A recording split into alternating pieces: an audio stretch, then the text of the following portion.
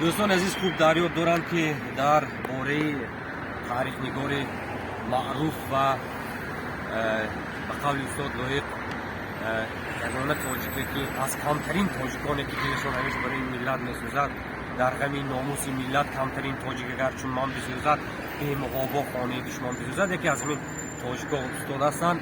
در حقشان شاید دوستان فیسبوکی یاد داشته باشند که دوستان 4 مصرع یک شعر بداعت گفته بودیم، اونو ما دوام دادیم 10 مصرع کردیم. همین در حضورشان که برای ما کتاب آوردن، کتاباشون ارمغان آوردن، همین با اجازهشون قرائت کنم.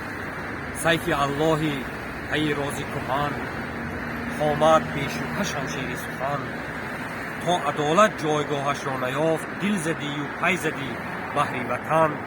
حق ملت جست از سرچشمه ها، مثل این که جست شیرین کوهکن. گاه میبینی حقیقت خوار شد، همچو جان میبرایی از بدن.